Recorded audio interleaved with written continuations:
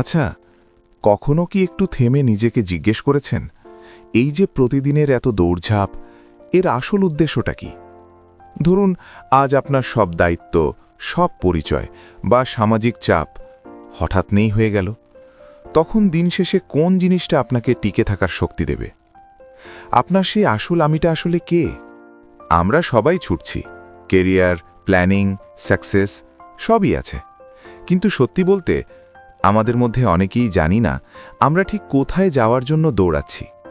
আমি এমন অনেককে চিনি যারা বাইরে থেকে ভীষণ সফল, দিন শেষে তাদের সব আছে, কিন্তু রাতে যখন একা বিছানায় শুয়ে থাকেন তখন মনের গভীরে একটা খচখচানি কাজ করে। আমি কি আসলে এটাই চেয়েছিলাম? এই কনফিউশনটা শুধু আপনার না, এটা আমাদের সময়ের এক অদ্ভুত অসুখ। আজকের ভিডিওতে আমি একদম সহজ কিছু কথা বলবো, যা আপনাকে আপনার নিজের শেকড় বা মূল সত্তা খুঁজে পেতে সাহায্য করবে, যাতে আপনার জীবনটা শুধু ব্যস্ত না হয়ে অর্থপূর্ণ হয়। আমরা এখন নিজেদের সমস্যা নিয়ে আলোচনা করব। আমাদের জীবনের অস্থিরতার মূল কারণ কি?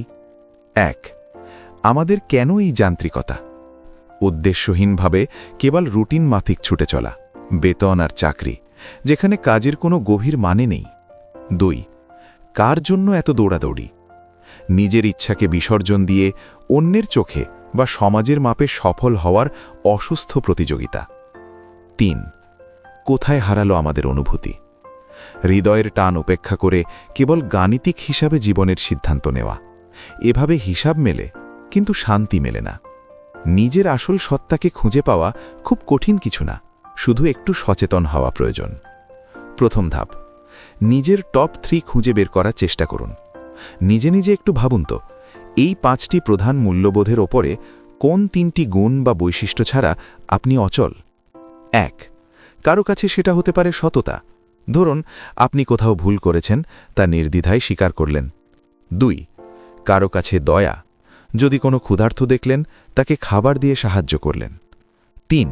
কারো কাছে নিজের উন্নতি, প্রমোশনের দিকে না তাকিয়ে নিজের ব্যক্তিগত কোনো স্কিলের দিকে দৌড়ান। 4.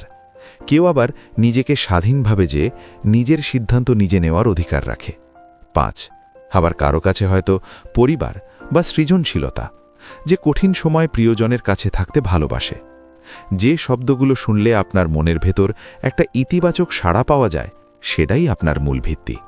দ্বিতীয় ধাপ, শেকড়ের সন্ধান করুন। পেছনে ফিরে তাকান। আপনার জীবনের সবচেয়ে কঠিন বা সবচেয়ে আনন্দের মুহূর্তগুলো আপনাকে কি শিখিয়েছে? হয়তো ছোটবেলার কোনো অভাব আপনাকে শিখিয়েছে নিরাপত্তার মূল্য, অথবা কোনো বিচ্ছেদ আপনাকে শিখিয়েছে ভালোবাসার গভীরতা। আপনার ফেলে আসা গল্পগুলোই কিন্তু আপনার আজকের পরিচয়।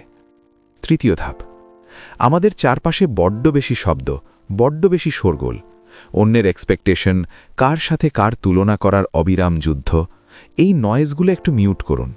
যখন বাইরের আওয়াজ কমবে, তখনই ভেতরের কণ্ঠটা স্পষ্ট শোনা যাবে। চতুর্থ ধাপ, নিজের সত্তার সাথে মিলিয়ে সিদ্ধান্ত নিন।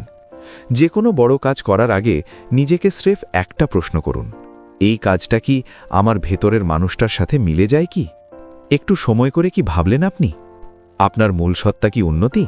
তাহলে এমন প্রমোশন নিয়ে লাভ নেই যা আপনার রাতের ঘুম কেড়ে নেবে। প্রয়োজন শুধু ব্যক্তিগত উন্নতির দিকে এগিয়ে যাওয়া। পঞ্চম ধাপ, দিনের শুরুতে 2 মিনিট বসুন।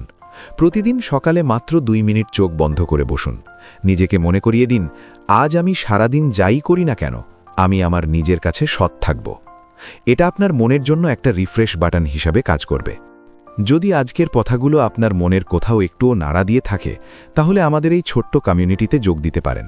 আমি চেষ্টা করি প্রতি সপ্তাহে এমন কিছু বিষয় নিয়ে কথা বলতে, যা আমাদের যান্ত্রিক জীবনের মাঝে একটু প্রাণের ছোঁয়া দেবে। আর হ্যাঁ, একটা কাজ করুন, কমেন্টে গিয়ে আপনার জীবনের সেই 3টি মূল শব্দ বা ভ্যালিউজ এর অন্তত একটি লিখে জানান। আমি আপনার কমেন্টের অপেক্ষায় রইলাম। মনে রাখবেন, আপনি এই লড়াইয়ে একা নন।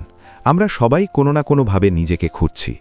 নিজের আসল সত্তাকে চিনতে পারলে জীবনটা অনেক সহজ হয়ে যায়, বোঝাটা হালকা মনে হয়। নিজের ওপর একটু বিশ্বাস রাখুন, নিজেকে একটু সময় দিন। আপনি তার যোগ্য। ভালো থাকবেন।